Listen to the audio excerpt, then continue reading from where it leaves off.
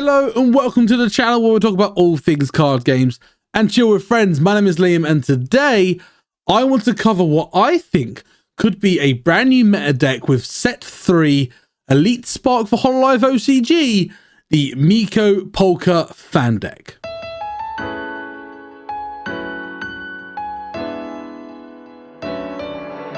Now, if you are new to the channel, please consider hitting that subscribe button, and if you enjoy what we do here, please let me know by hitting that like button. Check out my other socials, those links are in the description, but let's jump straight in. So now that we've seen all of set 3 for the Hololive OCG Elite Spark, I want to share with you a deck profile that I've put together that I think will do extremely well in the upcoming meta. Now, if you've been following the Hololive OCG for a while, you will know from set 1 there was a really strong deck in Polka Kiara, where he was running the Kiara Oshi and he was still running Polka, the Buzz Polka specifically, and the Kiara engine alongside Pekora, basically running up to 12 fans in your deck and it being a really good aggro deck. However, with the release of set 3, there is definitely an upgrade here, introducing Miko into the lineup, into what I think could even compete with Kanata. Now, if you haven't already seen it, I've uploaded a gameplay video where I actually used this deck, and I do think it is really, really strong. I'll go into the ins and outs of how the deck works in this video, as well as some strategy ideas, reasons behind some of the ratios of the deck, just to make you aware of why I've gone the way I have. Now, I am going to be trying out a brand new style of deck profile, so please let me know what you think to this. Rather than me printing the cards out and having a webcam pointing down, I'm going to try and do it a bit more virtually. So again, let me know what you think to this new style. Let me know in the comments, and yeah, if you haven't already, make sure you check out the Hololive OCG fan Discord server where we talk about all of the new cards coming out. We talk about potential deck ideas. So please check that out as well. So without further ado, let's go into my deck profile. Starting off with the Polka lineup, we have 6 copies of her Unlimited debut. It's the only debut that Polka really has. There is a new one that came out in one of the start decks. Don't bother with that. This one is way better. It's got 0 retreat cost, which is really, really good. And it does 30 damage on its own swing. 70 health is a little bit low, but you don't really care. Realistically, your Polka, you're going to be blooming as quickly as possible to either the first bloom idol or to the Buzz Polka. Talking of our first blooms, here is Idol Polka. In my opinion, a very strong card in the deck, and if I have to be honest, a potential contender for an addition to the restriction list because of this deck. It's a first bloom with 110 HP, again, pretty squishy. However, its bloom effect lets you search for any fan in your deck, add it to your hand, shuffle your deck, and its attack for 1 red cheer, 1 colorless cheer, 70 damage, and you can only use this art if you have a Zane attached to this Holomem. That really isn't a requirement. You're going to be attaching Zane to Polka as quickly as possible, and being able to turn 2, be able to come out and go, yeah, I've got 70 attack swing with really, really good consistency is rather good. And again, the bloom search engine of this for any fan is really, really good. We'll see later on that the fan selection is a little more restricted on other cards, so the fact that this is a universal fan search is really, really strong, and you want to be seeing this as quickly as possible along with your debut Polka. Finally, onto our first powerhouse of the deck, the first Buzz Polka.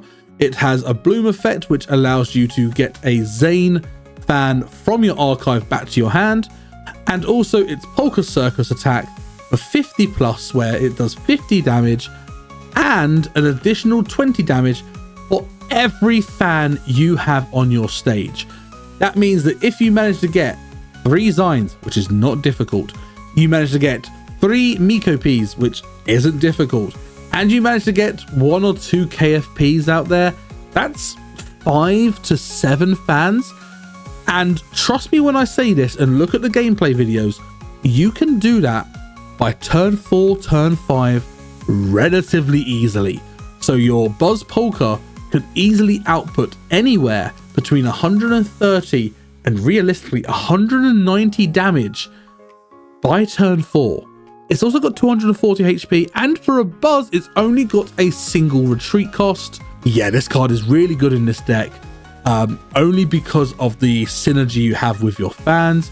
And again, that only helped because of your First Bloom Idol Polka, as well as some other cards that we're going to be covering in the Miko lineup. So first of all, we run 5 copies of the unlimited debut Miko, 100 HP, 30 attack for a single cheer, and a single retreat cost, which is pretty standard for your debut unlimiteds. Again, it's a pretty standard unlimited card.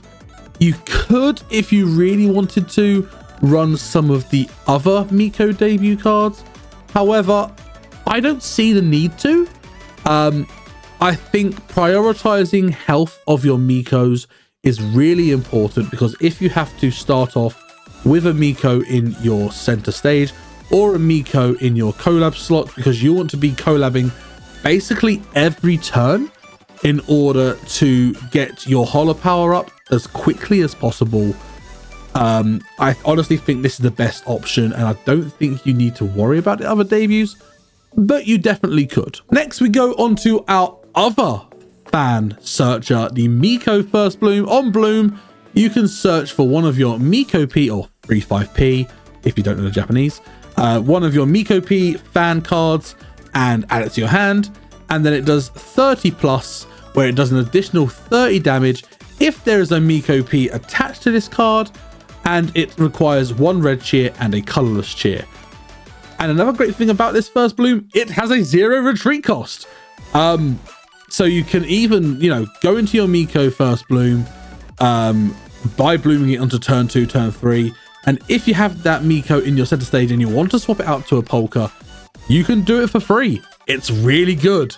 And again, the synergy of this card, and this is what I was talking about earlier, where the other fan search in this deck is locked to Miko P, to a certain fan card, whereas the other Polka can be any fan card. The Miko is in itself very good, and it just shows you how strong the Polka Idol First Bloom is. And finally, in the Miko lineup, we run 2 copies of the Miko Second Bloom. You could run more of this, but I think 2 is fine because you are still prioritizing your first Buzz Polka. But this Miko with 200 HP, which is still pretty strong, has the gift effect that if this is in your center stage and you have a Miko P attached to this Holomem, once per turn you may roll a die, and if you hit a 3 or a 5, the art of this Holomem does an additional 50 damage with no cost. That's really good. And its actual art for 1 red cheer and 2 colorless cheer, Elite Shrine Maiden, does 120 plus, with a plus 50 advantage to green. So sorry Rainier, sorry Iraha, sorry Azuki, sorry Pekora, I guess. But it does an additional 20 damage for each Miko P attached to this Holomem. See what I mean when you look at the Miko line? It's just extra consistency with the fans, but Polka is your main focus by a long shot. But it is a really nice secondary attack card, a powerhouse of this deck. And not only that as well, for a second bloom, it's only got a single retreat cost. So if you do need to retreat her for whatever reason, it's only going to cost you 1 cheer. Now, whilst sure, part of that reason will be because that most of the cheer for its art will come from its Miko P, which I will cover in a moment. So you won't have many actual cheer on this card. However, it's still very good. But that's the Miko lineup: 5 unlimited, 4 first, and 2 seconds. And the final line that we run in this deck is the Kiara line. We run 2 copies of the unlimited debut and 2 copies of the First Bloom Idol. The reason why we run Kiara, so we can run an extra fan. That's basically it. And the Kiara fan is really strong for fixing your deck state. It's a really good card. You very rarely attack with Kiara. You very rarely collab with Kiara. The only time you might collab with Kiara is maybe on your first or second turn. You cannot afford to lose your Kiaras because it really stunts the consistency of the deck. And whilst the supports of this deck do help you ensure that you do find one of your Kiaras, if for whatever reason you get one Kiara out, one of your Kiara ends up in holo power for whatever reason, and if you lose that one Kiara, you lose access to all of your KFPs.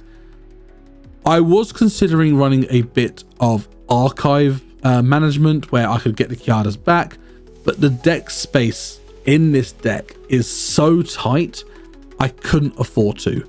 But the Kiara line, like I said, it's there so you can run an extra fan, which we'll cover in a moment.